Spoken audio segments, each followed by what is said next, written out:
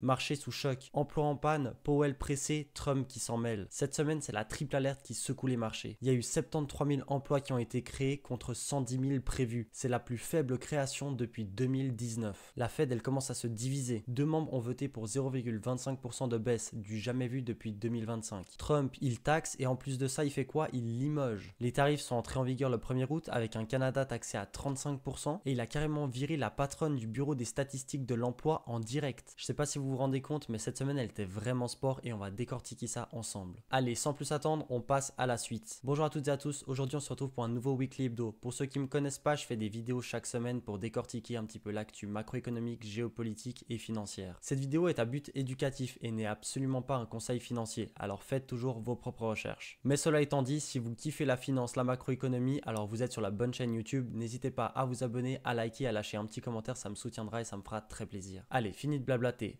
L'inflation, elle remonte et la Fed, elle temporise. Enfin, pour l'instant. Parce que oui, le PCE est sorti à 2,6% contre 2,5% attendu et le PCE Core, lui, est sorti à 2,8% contre 2,7% attendu. On a donc eu un léger sursaut de l'inflation en juin. Le 30 juillet, on a aussi eu le FOMC avec la Fed qui a décidé de garder ses taux d'intérêt à 4,25-4,5%. Mais c'était absolument pas une surprise comme je vous l'ai dit dans la vidéo de la semaine passée. Ce qu'il faut absolument retenir, c'est que la Fed, elle est en ce moment en mode wait and see, c'est-à-dire qu'elle attend des données pour agir. Et comme les données, elles sont incertaines, et ben la Fed elle est incertaine et on sait toujours pas si elle va baisser ses taux d'intérêt en septembre ou pas. Mais ce qui est intéressant, c'est que deux membres de la Fed étaient contre la décision de Jerome Powell. Ces deux membres, c'est Bowman et Waller. Eux, ils voulaient 0,25% de baisse de taux d'intérêt. Au sein de la Fed, on a un petit peu de spice qui commence à venir. Mais ce qu'il faut comprendre, c'est que Jerome Powell, il a bientôt terminé son mandat. Et à la fin de son mandat, Trump, il va devoir le remplacer par quelqu'un. Et comme vous le savez, Trump, il veut absolument baisser les taux d'intérêt. Donc, les deux membres qui sont prétendus pour prendre le poste de Jerome Powell, eux, ils veulent montrer à Trump qu'ils sont pour une baisse de taux d'intérêt. Et c'est pour ça que Bowman et Waller, ils ont voté pour une baisse de taux d'intérêt. En gros, c'est tout simplement du léchage de bottes. Je vous ai mis juste en dessous là le Trueflation. C'est un indicateur en temps réel de l'inflation. Il n'est pas officiel, il est géré par une entreprise à part du gouvernement, mais il indique assez bien si l'inflation elle est en descente ou en remontée. Et ce qui est intéressant de voir, c'est que depuis le mois de mai, on a une inflation qui grimpe, et ce jusqu'au mois de juillet.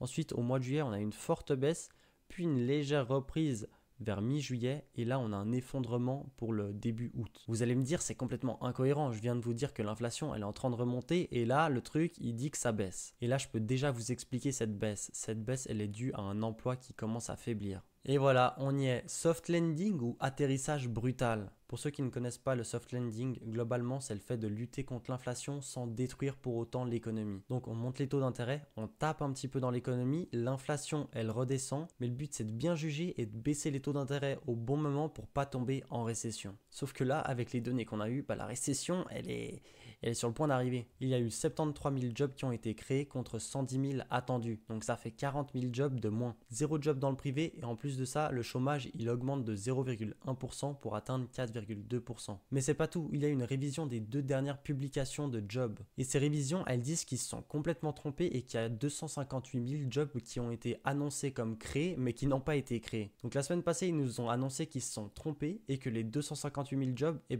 n'ont pas été créés. Et comme on dit, jamais 2 sans 3. Le PMI manufacturier, il est sorti à 48 points. Il faut savoir que la moyenne se situe autour des 50. Au-dessus de 50, c'est tout bon, on n'est pas en récession. Par contre, en dessous de 50, c'est un indicateur de récession. Et là, on est sur un 5e mois de contraction. L'emploi en usine, il marque un creux sur les 5 dernières années. C'est comme si on avait pris l'emploi américain et qu'on lui avait tiré un gros coup de frein à main. Et ça explique la baisse qu'on a vue tout à l'heure de l'inflation sur le Trueflation. Alors réfléchissons un petit peu. On a l'inflation qui augmente, mais l'emploi qui diminue. Donc l'inflation derrière, elle diminue. La Fed, elle garde ses taux d'intérêt, mais les probabilités qu'elle baisse ses taux d'intérêt en septembre augmentent.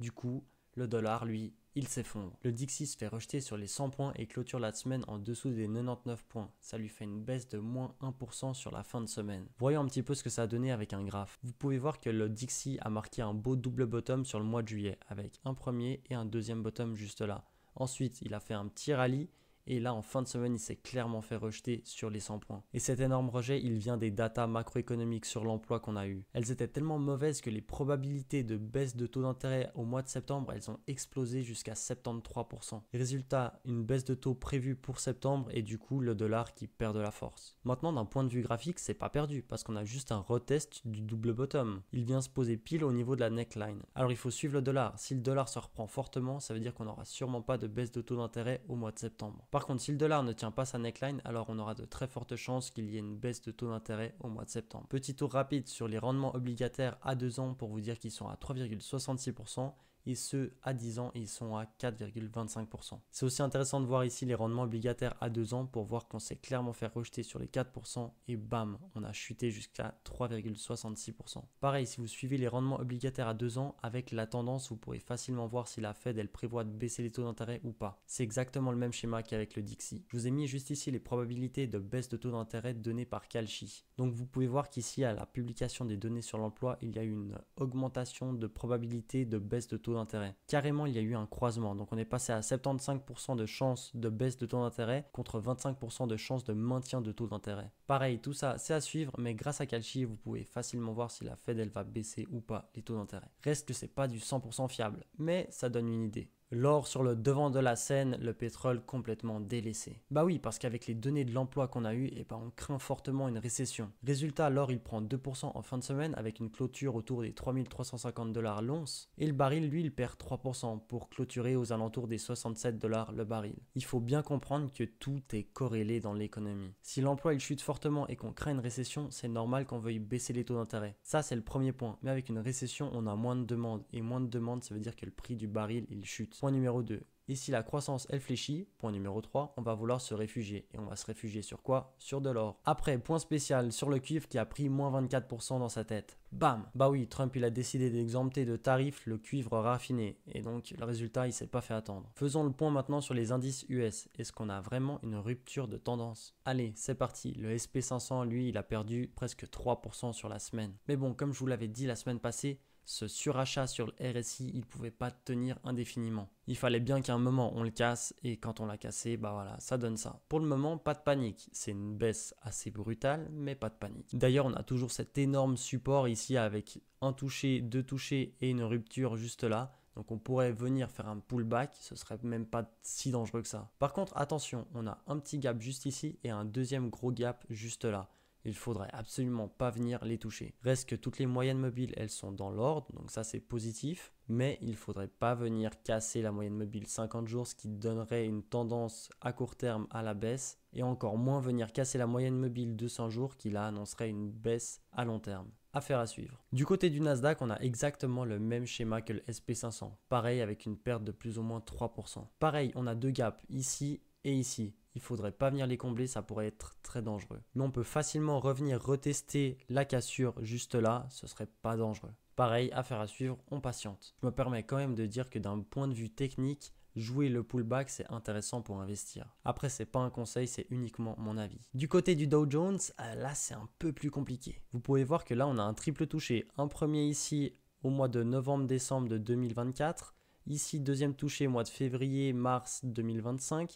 Et là, troisième touché au mois d'août 2025. Donc côté industriel aux États-Unis, c'est pas la grande forme. On vient ici en daily toucher les moyennes mobiles 50-65 jours. On rebondit, on les tient, c'est plutôt positif. Mais le momentum, il est pas très fort. Si on compare par rapport au Nasdaq, vous voyez que le momentum, il est clairement baissier. Maintenant, reste à voir si le Dow Jones s'effondre, que l'emploi il chute aux États-Unis, la bulle IA, elle va éclater et là, ça va faire très mal. Donc petit conseil, pensez à bien regarder le Dow Jones. Des résultats très bons avec l'IA qui porte Microsoft et Meta, mais par contre AWS qui freine Amazon. Du côté du cloud de Microsoft, la croissance elle est très bonne avec plus 39%. Les revenus totaux du cloud ils sont en hausse de 27%. Tout ça, ça souligne que l'IA elle porte Microsoft et que c'est positif. Je vous spoil, Microsoft a explosé après l'annonce des résultats pour corriger juste un peu après. Du côté d'Amazon, c'est un peu plus compliqué. Le service AWS d'Amazon ralentit avec une croissance de seulement 17,5%. Et ça a entraîné une chute de 8% de l'action post-résultat. Ce ralentissement, il est très mal vu par les investisseurs. Du côté d'Apple, Apple, ils annoncent un chiffre d'affaires de 94 milliards, porté par un chiffre d'affaires record de 44,6 milliards pour l'iPhone. La résilience d'Apple était plutôt inattendue. Point positif. Bitcoin, lui, corrige avec Wall Street, mais reste en range. On a un BTC à 113 000 $ qui a corrigé de 5% sur la semaine. Ça nous fait une troisième semaine de range entre les 110 et 120 000 $. La corrélation avec le Nasdaq, elle est forte, elle est de 0,9 contre 1 maximum. Mais on tient le support des 110 000 $ et ça, c'est positif. Bon, d'un point de vue graphique, on a tout simplement un retest de la précédente cassure et ça, au final, c'est pas si terrible. Maintenant, ce qui est important de voir, c'est comment on va tenir ce support. Ce qui serait magnifique, c'est de former ici un beau double bottom pour aller rechercher les 120 000 $ et les casser. Je vous l'avais dit la semaine passée, c'est un mouvement qui me choque pas, mais il faut pas intégrer la précédente cassure juste ici. Donc, on attend patiemment. Par contre, ça, c'est un très beau point d'entrée. Les 112 000 $, je l'avais annoncé dans une précédente vidéo. Si on revenait par ici, ce serait magnifique. Voilà, c'est toujours pas un conseil, mais c'est sûr que les retracements sur la moyenne mobile 50 jours, c'est des beaux points d'entrée. Du côté d'Ethereum, c'est sûr qu'après l'énorme rallye qu'on a eu à partir du mois de juillet, il fallait bien une correction. Et comme les actions chutent et que Bitcoin chute, Ethereum doit forcément chuter. On s'est fait rejeter sur les 4000 $, bon ça c'est un fait, mais maintenant on tient la moyenne mobile 20 jours. Et pareil, pour un actif qui est en très forte tendance, la moyenne mobile 20 jours est un beau point pour entrer. Ça me choquerait pas qu'on vienne tester la moyenne mobile 50 jours autour des 3100 $, mais en dessous ça pourrait être très dangereux. Ethereum, il a eu un très beau momentum positif, il faut qu'il continue maintenant. On verra ça bien sûr dans les mois à venir. L'agenda économique de la semaine qui arrive. Mardi 5 août, on a l'ISM des services. Attendu à 52, pareil, en dessous de 50, on se trouve en récession, au-dessus de 50, on n'est pas en récession. Rien de plus à dire, on verra bien où tombe la donnée. Le jeudi 7 août, on aura des données sur le crédit consommateur. C'est un baromètre d'endettement des ménages, on verra bien s'il augmente ou pas. On aura aussi la Banque d'Angleterre qui doit communiquer sur ses taux d'intérêt et pareil pour la Banque centrale d'Inde. Mais bon, c'est des données qui au final nous concernent très peu. Du côté du calendrier des résultats, on a quelques belles entreprises avec PLTR ou HIMSS le lundi. Pour mardi, on aura AMD et SMCI. Mercredi, on aura Uber ou encore Shopify, McDo et Disney. Et pour mercredi soir, on aura Yonk, App ou Airbnb. Le jeudi, il sera un peu moins intéressant avec juste Rocket Lab. Et puis le vendredi, il n'y a rien de plus à ajouter. Conclusion, les marchés ont marqué un petit peu de fébrilité, mais on est entre prudence et opportunité. Pour vous rappeler, on a eu 3 signaux clés. L'emploi US, il a vacillé, la Fed, elle va sûrement pivoter et la volatilité, elle revient. D'un point de vue d'allocation de portefeuille, pensez à vous protéger. Mais pour des investissements long terme, les pullbacks de moyenne mobile 50 jours sont des très bons points d'entrée. Pour la crypto également, pensez très long terme et pareil, investissez sur des pullbacks moyenne mobile 50 jours par exemple. Voilà, c'est tout pour aujourd'hui. J'espère que vous avez kiffé cette vidéo. Si c'est le cas, n'hésitez pas à lâcher un like et à vous abonner, ça me fera très plaisir. Nous, on se donne rendez-vous la semaine prochaine pour un nouveau Weekly Hebdo et d'ici là, portez-vous bien. Allez, ciao ciao.